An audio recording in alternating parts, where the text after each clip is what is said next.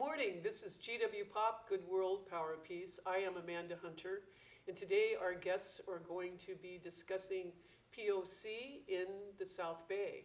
These are all young people that have grown up here, and they've got plenty to say, and we're very interested to hear them speak. So now I'm going to turn it over to them. Nikki, take it over. Oh my God, thank you. Hello, my name is Nicole Avliana, and today I will be moderating a conversation amongst me and fellow young adults that are also South Bay residents. Today we're just going to be talking about the BIPOC experience, and in light of George Floyd's case, in America waking up to the realities of race relations in this country, we feel as it is important for us to educate our community and let people know that the things we do every day affect the systems that continue to oppress people of color daily. So if everyone could just introduce themselves, start with their name, age, where you're from, and preferred pronouns. My name's Dominic. My pronouns are he, him. I'm 18 years old, just graduated from high school. As you know, my name's Nicole. I'm 18 years old. I'm currently attending the School of the Art Institute of Chicago, and I'm from Manhattan and Redondo Beach, California. Hi all, my name is Skylar. My pronouns are he, him, his. I'm currently a student at Cal State Northridge studying political science. And I'm from Torrance, California. Hi, my name is Lorelai. My pronouns are he, her, hers. I'm 19 and I grew up in Torrance, born and raised. Okay, so I would like to open up this discussion by kind of talking about what it is like to grow up as Asian American, Hispanic American, Black American, a combination of those things. What is it like growing up here, experiencing like subtle forms of racism or just day to day? If you guys could just like open up about your experience. You know, for me, it's really interesting. I was actually talking about this. My school had a workshop on white allyship. And one of the first questions they asked us was, what was your first memory of ever being racialized? It was in 6th grade, and I remember having fun with my friends, whatever.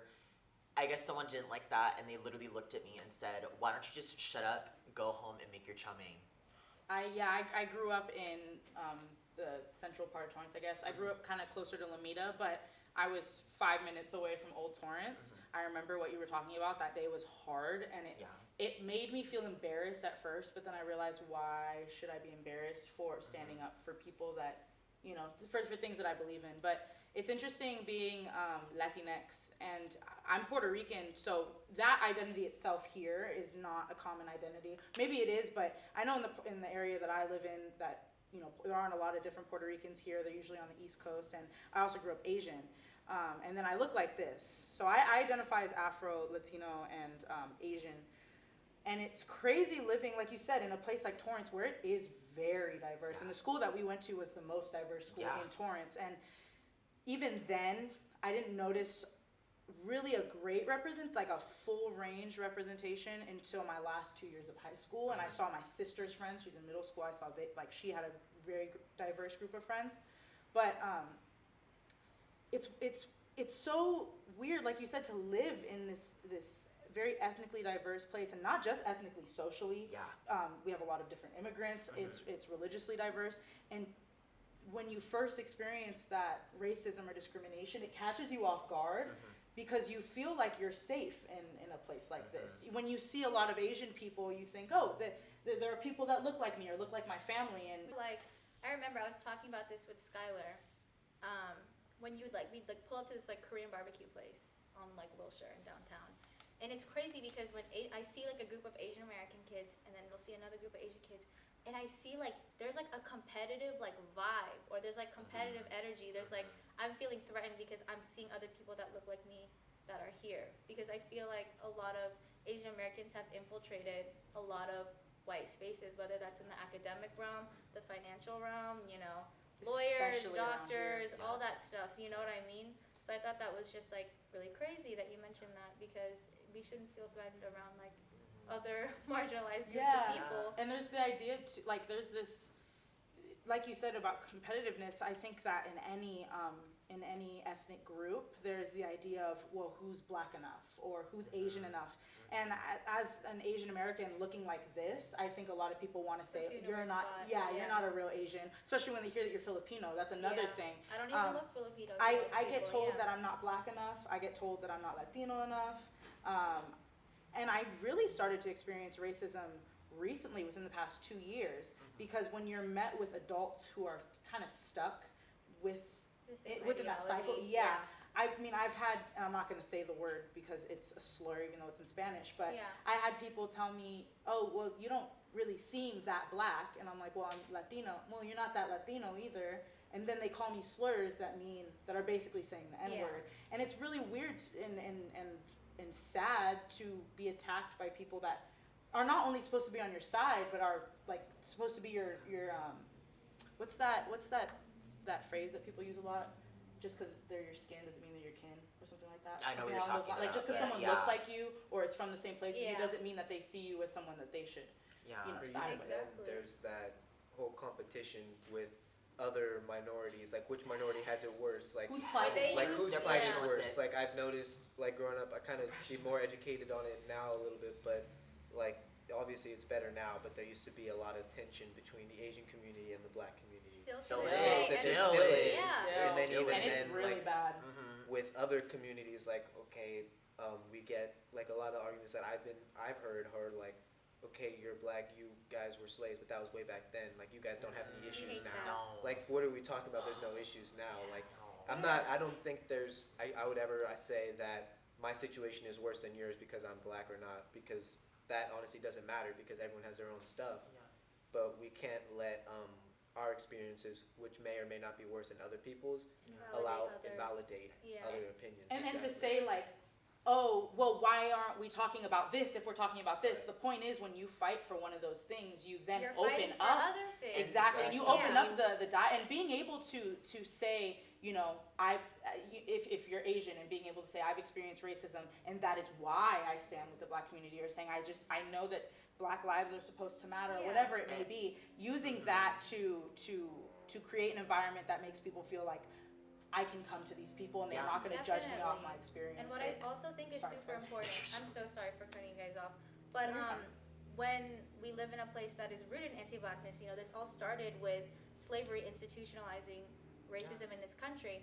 And after, you know, all the slaves were freed, nobody was compensated. There was still legislation that set the Black American population back. Jim Crow And on laws. top of that, when other people of color started immigrating in, there was also anti-naturalization laws and things placed upon us. Hella. So when people say, oh, you know, you have equal rights now, but that doesn't affect the years of generational setback and the years of discrimination, like, you know, in housing, especially the GI Bill of Rights. A lot of Black American soldiers weren't That's able to totally purchase still is. houses and, Totally. and get those amenities. That right there. Sorry. And, you know, it's just super That right complicated, and it parlays into so many things that we deal with every day. I grew up in Manhattan Beach, and, you know, I'm Filipino, I'm also Chinese, but, you know, people just see me as Asian, so, you know, it is what it is. And, you know, I didn't really think about those things either until I realized it didn't matter how much money I had, it didn't matter what kind of cars my parents drove, it didn't matter who I tried to hang out with, because at the end of the day, I never felt included. Yeah. No matter what it was, I was like, why am I not good enough? And then it didn't hit me till I was about 15 or 16, where I actually was like, damn, like these people actually just don't like me because I'm a different race. And then they would do like the joke where they like put their eyes. Oh, that's They the do that worst with their thing eyes. ever. Hate that. Even then, if people aren't like meaning to be so microaggressive towards you, It's just like so ingrained in it's like, ingrained. Like growing up, I grew up in Torrance, but I went to school here in Manhattan Yeah. Beach. I went to American Martyrs, Wow. right? And going there, like when I was little, I did things or experienced things that I didn't even know was wrong. Like when Yeah. I was Yeah. little, I Yeah. used to not Yeah. like how I looked. Yeah. Like my mom knew it was up. She got me that clean lineup, everything right. They looked nice. Yeah. But then going to school, kids would be like, "Why do you have a box on your head?" and stuff like that. And I'd be like, "I wish I had long flowing hair so I could like Yeah. rock out." Yeah, There are some or wanting to adventures. look white. I used to be like, Mom, I want to change my name to Chloe, make my eyes blue, like Yeah. bleach my hair. I would like idolize.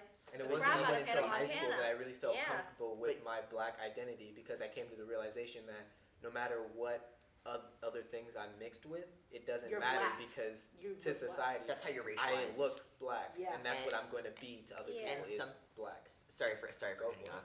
Something important that I think I really want to mention that, and I think I want to preface this first, is that some of the things we're going to say surrounding like race are going to make a lot of people feel uncomfortable. And something that's really big, that's a really common binding thread, is that all of these things are trying to put us in more proximity to whiteness because Eurocentrism and white supremacy is kind of what American society was built off of. Yeah. So even though, we have all these diversity initiatives, even though racism, we don't have the Jim Crow anymore, we don't have It will slavery anymore. never compensate for the amount of injustice and continuous systemic oppression. Yeah. And like you this said, the stuff is systems were built that way. throughout Yeah. generations. Exactly.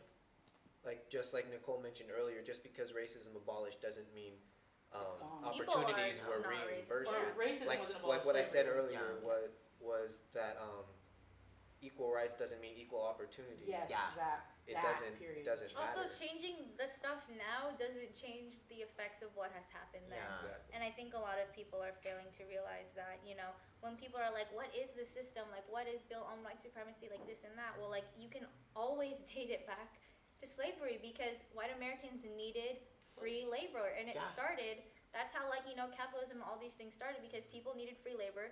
People wanted to expand their businesses and do all these things, compete amongst each other, really find their footing in this new land that they stole. So, Yeah. we're going to put that And out there. that But, whole slavery, that American European slavery system, yeah. it was a new type of slavery system. Yes. Also. Because People- there was Yes. slavery Yes, in Africa, yes, but yes. It you wasn't could on get the out of basis of slavery. race. And It was based on from class. war or crime, Yes. and you can get out of it, and you would still be paid for your labor. Whoever's Because- editing this, replay that part because that is because- so important. Because you know why? Because the system Oh. of the Let whole me get up. concept of race was made up in the 17th and 18th century Yeah. to exploit black people for their free labor. Sorry, I totally Yeah. interrupted you. When you said equality doesn't mean equal opportunity, that is why this fight is not just about equality; it's about equity. Yes. And Knowing that the is difference. that's a important. huge difference. And then not just Sorry, I equity, didn't say but that. justice, because equality, equity, and justice are all steps. They all it's like a Venn diagram. They all relate in some way, but they're very different. And that point, people saying, "Oh, there were slaves everywhere." Yes, but this slavery was very different, and Couldn't get out of It was Yeah. the first one that was like, if you're this color, if you're this race, then you are defined to being a slave, or you are defined to being this. yes, and it's sorry, hold on, I was about to just go off.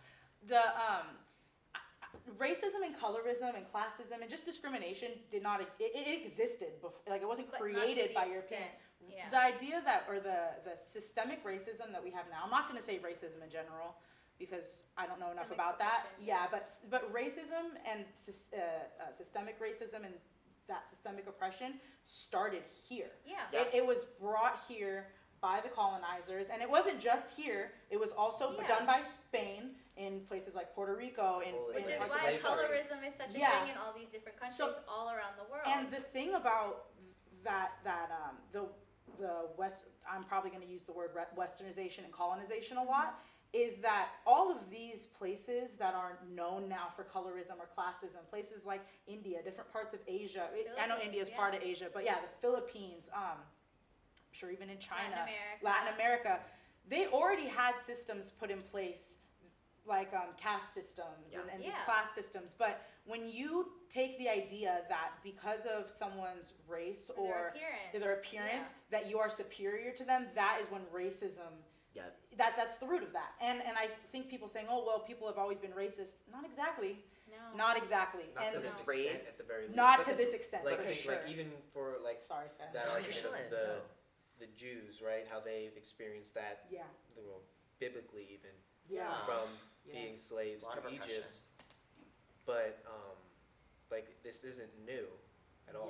Yeah. Yeah, and something I want to point out is that we're not saying that discrimination didn't exist before. We're not trying to invalidate anti-Semitism or oppression against the Jewish community. And anybody who has Yeah. in any history We're has just but saying something- that it's different. But something Yeah. I want to mention is that for a lot of times in history, people were oppressed for their ethnicity, their religion, anything other things that they were associated with. If you were to talk to someone in the Roman Empire, the ancients, and you said, oh yeah, I'm white, I'm black, they wouldn't even know what you're talking about. Yeah. Because at that time, people associated with an ethnic identity. So they were Roman, they were Welsh, they were Moorish, they were an ethnic Phoenician, identity. You know? Yeah. But The even difference then- now is that instead of an ethnic identity, we're using a racial identity. And racial identity is also very closely your personal racial identity. is based off of a lot of different factors, but when it comes to your perception, how people perceive you And for how your you get race, treated, it yeah. really is based on your social class, on how you look, how you talk. So and we were talking about this before we started, how you said you're more Mexican than anything, but in the eyes of everyone else, you're black. Or not more Mexican, but like in terms of where your family's It's from, just how much of people your see family's you. Mexican. Exactly. I don't mean to quantify your race because that's not No, like what I mean to do, ethnicity, like what I'm Jamaican, Irish, and Mexican, but period. right? But that Jamaican and Irish comes from my grandparents, but that Yeah. Mexican comes straight from my dad. But they don't see the But they Irish. don't- I yeah. tell They you don't even that. see the They don't Irish. see No the one's Irish. going to Like see unless Irish. like when I used to tell people I was Irish, they wouldn't believe me until I had to show them a picture of my grandmother or be with my grandmother. Yeah. And like, look, The fact This is that my people blood. have to prove that, though, the fact that you have to be like, I'm this, and people are like, no, you're not. You're not Yeah. that. You're not this.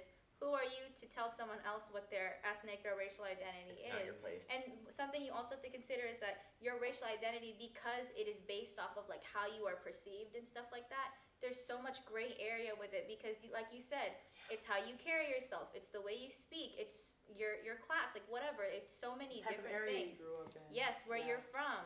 You know, like it's so many different things, Yeah. and it's crazy that that's the first thing that people are gonna treat you differently For- on, and it's something that we usually can't control, like how we look. Aside from wearing makeup, accessories, dressing yourself, whatever, those things can always be fixed. But the way that you look, like period, that is something that people are going to treat you differently based off and then of. also depending on where you're from, like Yes. even regardless of what you look like, where Yes. you're from. Or if you Like don't this fit whole the police mold. brutality issue, even like think about this: you're a police officer, you go to the academy, but you grew up in an area, let's say Manhattan Beach, Yeah. right, where you don't deal with a lot of Maybe your like petty crime, theft or crime. Like Yeah. you don't have your something. gangbangers that much Yeah. here, right? And the stereotype is gangbangers are mostly black, right? Yeah. So then if you grow up here, you become a police officer. You have a certain fear ingrained of you of these black gangbangers, And and then it's you a bias. get Yeah. then you don't. But when you become an officer, you get put where they tell you to. You don't necessarily serve in your community. So you're an Yeah. officer, grew up, lived in Manhattan Beach. That's your community. Then get put in a place like Compton. How are you going to react Yeah. to Yeah. a minority there versus if you grew up there and realized these are people just like me, there's no real difference. But when you grow up in an area taught that there's a real systematic difference to these people than me. And I think that's another, tying in with, police brutality in the justice system is that something that we really need to emphasize is that I really wish I could say that race doesn't matter anymore. I wish that I could say that we don't see color. I wish I could say all those things. But at the bottom line, the sad, tragic truth is that it unfortunately does matter. It Matters a affects every lot. aspect of your life. Exactly. So saying that you don't see color, saying you don't see their ethnicity, saying I just see you as people, like we're all just members of the That human also, race. that also Saying that, denies the beauty yeah, it of denies individuality. your- Like I it don't see denies- color, so you don't see all the beautiful It stuff about my denies your culture, heritage. right? It denies your ethnic, background. It denies so many things that have also helped shape the person that you are. So when you're like, oh, like if Dominic was black, Dominic is black, but if I was like, sorry, if I was like, I just see you as a person, like I don't see you as anything else, like you're just my friend, like you're just Dom, like whatever. It's like So I have no history. I am like Yeah. not acknowledging a part of his You're identity, invalidating not only invalidating his experience as Yeah. a black man in America. you're invalidating his experience as a BIPOC in America, like however they identify in America, and you're wiping out, like for a lot of people, especially because I think our generation too is a generation with a lot of immigrant parents Yeah. or Yeah. just Definitely. immigrant family. It then whenever I hear people say that, I'm like, so what my grandparents and great grandparents You're did, like, invalidating that doesn't us. matter. And it's- Yeah. You know what I It's mean? like Like, I'm what here they- now, so you're just gonna be like, okay, like you're just a person. Yeah, It's like and you know also, how like- they hustled to get here. Yeah. The whole point that we're trying to make, and I think a lot of people are trying to make, is the point is you should be able to see color and still treat people like people. You should be able to Yes. see someone that looks different than you, that grew up different than you. Acknowledge people And for still who they love them. are. And yeah, that's we don't want you to ignore it. I'm not trying to Yeah. be here and be like, I that- want to look clear to you. Don't call me brown. But Right. like, sorry, but like, I want you to. That's my point. I want you to see my curly hair, my brown skin. I want you to Because see we me. embrace that. And be Yeah. like, I still trust you as a person. I see you as someone that's valuable. We Yeah. just want to be seen as valuable members and treasured Yeah. members I of think society. POCs in America, or sorry, BIPOC. BIPOC, I think we just want to be given credit to where it is due, because so many parts of American culture comes from us. So many of things in European culture too comes from us. Like tea was first farmed in Asia, and then Britain was like, I like this, so we're gonna make it a part of our thing. Like But that came opium from war. China, that came from Southeast Asia, and like the fact that we're not even the origins of so many things that are ingrained in people's culture, especially here, are not being dated back to where they actually came from, sucks, because we're like, oh, we're doing all this, we're defining so much of pop culture and all these things in America, but we're not receiving the credit for it. Like so many things like rap music, shoes, clothing, artwork is all like from the Black community. Slang. Literally. The way that we speak, like even like Twitter lingo and all these things come from the Black community, and these are the same people that are not gonna stand up, are not going to advocate for people of color. And it's like, you can't just accept someone's culture and embrace someone's culture and then not stand up for the people that are being marginalized every day on the basis of their race when And they're then contributing even think so about that much. whole westernization concept, like even looking back into ancient times, what are the most ancient civilizations at? Yeah. Okay, and then started Some of the most ancient civilizations Bibli- of indigenous. Babylonia, was it? Yeah, Babylon. Yeah. Right, and then Babylon. moving on west. But who taught the West everything they know? What did they get their information from on how to build up society? From what came before them. But we're completely ignoring that fact and moving into this westernization. What is now? That's what we're going to go off of, not And we're what not gonna get our into it right history now. is even. Sorry, I interrupted. We're not going to get into it right now, but like that also ties into the school system and how they do not teach. A Eurocentric view. It's of the a world. it's a Eurocentric history that we learn. I did not The way learn they explain like America's racist history, which is still ongoing, by the way. They try to Think about justify They it. sugarcoat it Hold on. too, yeah. Like civil rights pictures, we had color. There was color in pictures those days. We had colored television. Yeah, But you don't see civil rights, like you don't see Martin Luther King photographs and videos in color. You see it in black and white. Why is that? Because they want to make it seem like it was longer ago than it was. That was just like 50 years that ago. was not that long ago. I have people's grandparents that talk about that stuff. Like my friend's grandmother has a cotton plant because she remembers like a lot of the We stuff can't that was keep going putting it on. under the Yeah. rug, I was which is gonna why stuff like this whole Yeah. George Floyd stuff, that's why it's blowing up, because it keeps getting put under the rug generation after generation Yes. until it explodes, like what it's doing right now. Yeah. This is an explosion of experience after experience after injustice Yes. until it blows up, and then boom, we have riots. But why are we surprised? Because But it's just, when you get angry, you have a sibling, right? Yeah. Your sibling beats you up, always degrading you, until eventually you fight back. And then suddenly you're And wrong then suddenly for fighting. you're in the wrong. And I really dislike when non-BIPOC try to criticize the way that marginalized people choose to react to oppression. yes. So let's say, Yes. let's say it's white supremacists and undercover protesters looting. Let's say that. But let's say, there's actual people that are for the movement that are looting. How about instead of saying, why are these people looting? Like, this is wrong. This is not the answer. How about asking, why do they feel so angry, or why do they feel the way they do to the point where they don't feel like they have any other choice but to loot stores, Because but we to haven't wreak always been havoc? doing this. But let's You not know? also forget that violent uprisings, quote unquote, these movements are being demonized with the media. They're trying to portray us as, violent, as, we don't, as all these negative stereotypes associated with that. Yet, in our Eurocentric view, a curriculum in K-12 public schools a lot of the time, why do we learn about the Boston Tea Party and the American Revolution, which was literally rioting, stealing. the theft of That was property, millions of uprising. dollars worth. Of tea. Now in this, in Yeah. current money, it would be millions of dollars Sometimes worth of that is the capital. only thing that gets people to wake up, and the fact that people needed to see George Floyd die, Breonna Taylor, Philando Castile, Trayvon Martin, all of Eric these Garner. people, and the fact that we need to see Black death for people to wake up, sympathize, and actually show some support is really sad. That people need to see the trauma like in the flesh or through social media or whatever for people to wake up. I think it's Real- just. Oh, sorry. I think it just goes back to the implicit biases we see because of the anti-blackness in the U.S. because it goes over to the justice system too, in the media in general, how a lot of Black missing youths are not given nearly half of the media attention, nearly half of the clout that's given to a white child or person that's gone missing, And- which is tragic. Just to give you guys reference for really how long ago slavery was, I have a friend, we were talking about this yesterday or the day before. my friend has a family member who was a slave. Wow. He was a slave, and he was freed very early in his life, but it wasn't that long ago. My grandfather has witnessed, this is like his second civil rights movement that he's witnessed. And I think there's also the idea that we need to get over it, which is a whole another thing, very frustrating, especially when, again, a lot of people say, oh, this system's broken. It's not broken, it was built this way. That way. We need to tear it back down and build it again. Everything was built on the backs of slavery and the fundamentals of slavery. American capitalism, the school systems, the city systems, transportation, everything. Those initial laws were made with the split of like, well, who can be allowed here and who isn't. Exactly, and other people of color benefit off of these anti-black systems at the same time are also getting oppressed. And so sorry. I just want to like continue this conversation on. So I was gonna say like we're tying this into systemic oppression, but I feel like we already covered that. Yes.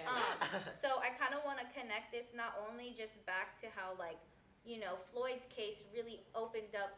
It was our breaking point, honestly, and it really opened up America's eyes. I really want to open up into allyship, what that means, how everyone can work together to reverse these things and rebuild these systems, and also differentiate allyship versus saviorship. Yes. Because one thing I want to, you know, establish right now, if you are a non-person of color, if you are a non-black person that is advocating for the black community, all these things, our job as allies is to amplify the voices of those whose voices are being muffled. So I think it's really important for us to understand that advocating for other people, sticking up for other human beings, and making sure that they get the things that they deserve is something that everyone should be doing. Nobody should be getting praised for it. Nobody should be saying, oh my God, thank you, like you're an amazing person. No, this is what everyone should be doing. Yeah. And if you're living your life not standing for anything, just living your life the way you do, not sticking up for people of color, not speaking up for things, you know, in the workplace or in school, whatever, standing by and not doing anything is taking the side of the oppressor. So Like there's a lot of people on social media who aren't people of color who want to support the movement, but then they'll do something like, let's say, post Black Lives Matter post, right? But then that's it. or the Like, black that's square. not- The black That's square. not what's no. really doing anything to Not the help. black Like, square. if you want to make a change, then make a change. We're not telling you what you're doing is bad, because don't get me wrong, that's more than doing nothing. So Yeah. that's it. In Yeah. a way, it's helping, but simply posting and then forgetting about it and then moving on with your life isn't going to help change the problem, because then this is just going to come up at the next George Floyd. Exactly. And I think something that I also want to mention is that I did go to a white allyship conference, and I have talked to some other of my white friends and acquaintances, and a common thread that I've seen is that I don't want to say anything because I'm scared I'm going to say the wrong thing. And something that I want to point out is I know we have cancel culture. I know that it is a very fine line to walk on. I know that these are very uncomfortable topics. But the one thing that white supremacy thrives off of is white silence. Yeah. And white silence is violence. Because if we don't talk about this, and if this becomes another 1 week of social media fest and a trend goes away, the media cycle's over, the movement's it's only over. going to come back It's going to come worse back. and worse. It's gonna Exactly. come back not only stronger, but it's gonna come back harder, and Yeah. it's gonna affect communities even more. And when you were talking about, you know, allyship, not just white allyship, but non-black allyship, and what I was gonna say before like we continued, was actually gonna tie into that. The idea that, you know, the racism has been very prevalent in the Latinx and Asian communities, and I'm gonna speak on those more just because I know of them personally. But I know that there are other communities as well, and it isn't just in the American communities. It's in Latin America. It's in All Asia. ethnic Oh, minorities yes. here always have beef with each other. We always have stereotypes for one another. There's always words in our own languages that To describe demean other minorities. Exactly. And when we have these conversations, I think it's, like we said before, very easy for other POC to be like, well, we've gone through this too, or we've done this, and we need to understand that, like, a lot of this stems from, again, Eurocentrism and colonization and Westernization. Because yes, there would have been colorism, you know, it's not, Latinx people have been saying that darker people are uglier for a long time. And in Asia, I think, if you, like, I one time was in closer to NorCal, and this Asian woman saw me, and she didn't really speak any English, and she wanted to take a picture with me because she had never seen someone that looked like me before. And I think people also need to understand this isolation. Yeah. Some of these countries are on Yeah. islands that don't really see anyone else. There are so many levels, and if you look at Latinx media, who are all the famous people? People with blonde hair, blue eyes. This idea that, you know, we can't be racist because we are also POC, first of all, needs to go, because your racism stems from Eurocentrism, anti-blackness, and it's not your fault, but as soon as you, and when you're talking about saying the wrong thing, what you need to be able to do is say, I said the wrong thing. Correct me. Not only Yeah. be corrected, but to hold yourself Yes. accountable and be able to learn, because even as a BIPOC and as someone who identifies as Black and Latinx and Asian, I say the wrong stuff all the time. Or I say Exactly. things that could maybe be true, but I need to be Could careful in phrase the it better. context. Yeah. And what you do with that and that criticism is more important than what you're actually saying. Yes. It's how you're able to absorb the information, for sure. Yeah.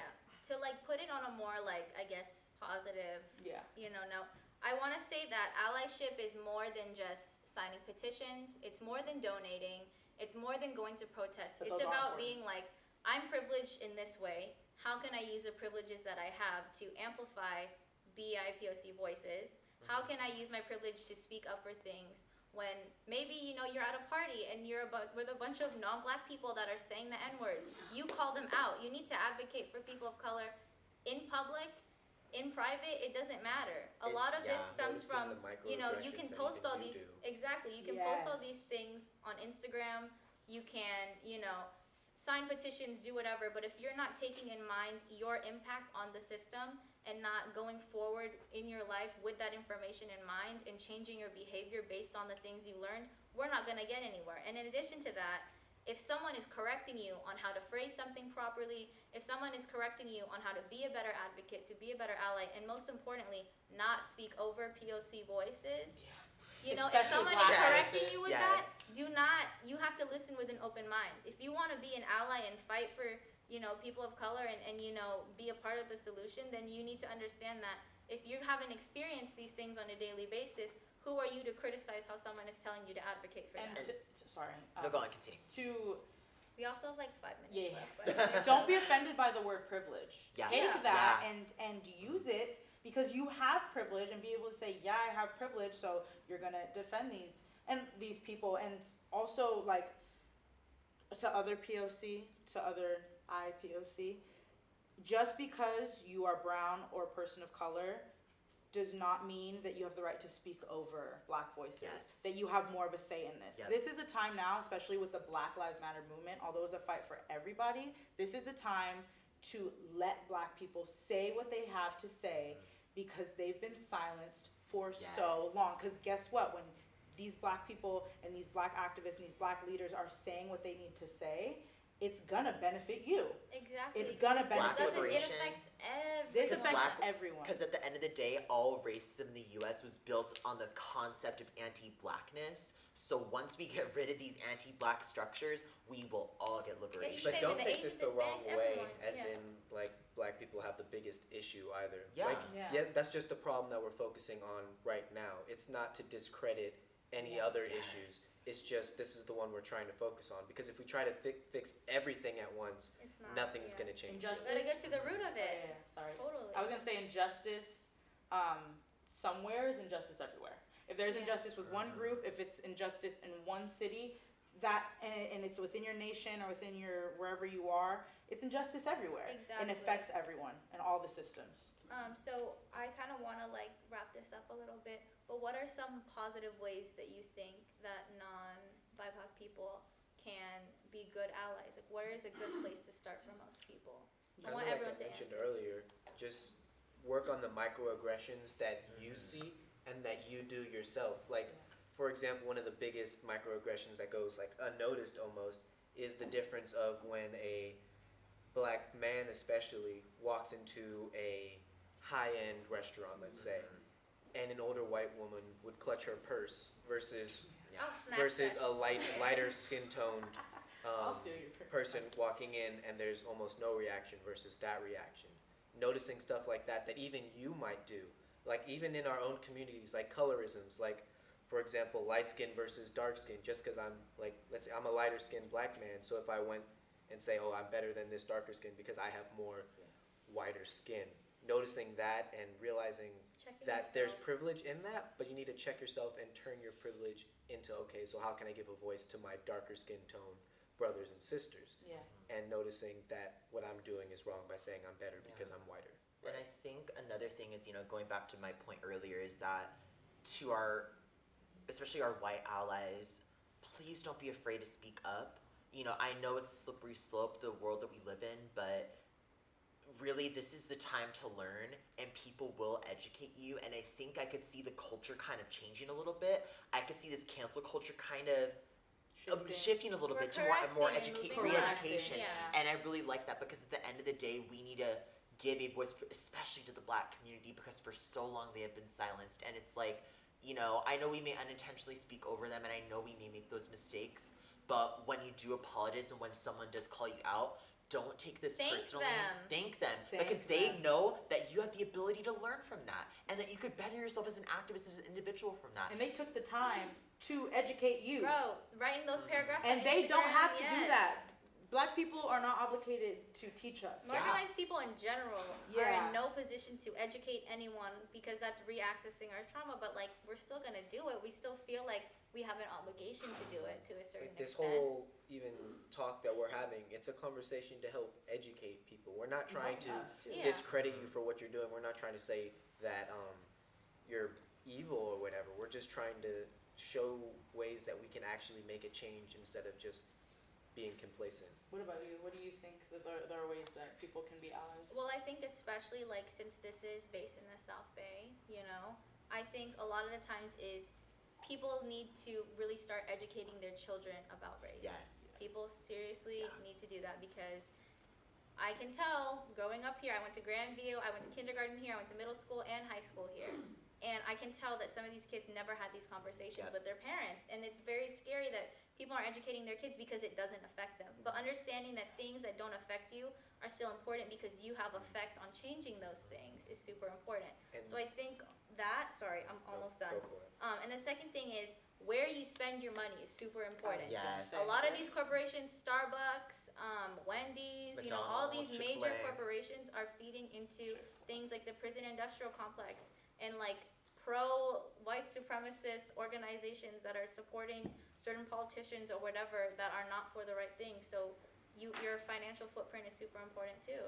Yeah. Sorry, what were And you? like what Nicole said about educating your children about race, like we said earlier, don't tell your children not to see race, but tell them notice this person's color, notice their background, and realize their beauty because of it. Period. Because we are all amazing in our own rights. I'll do like a little list, kind of. One thing is support black artists and black owned businesses. I know it might be something that we don't recognize a lot around here, but there are plenty of black owned businesses for a lot of different brands. Food, beauty, home related stuff. Like Yeah. if you are looking for something, see if there's someone Just that's look black. it up. Yeah, look it up. Take the time. Don't ask black people, any BIPOC or any marginalized group, but especially black people right now, don't expect them to explain these things to you. A lot of these people and these activists are providing us with these resources and stuff, and that already is not, they're not obligated to do that. So don't expect them to explain these things to you. Do your research. Don't be too quick to hop on a bandwagon.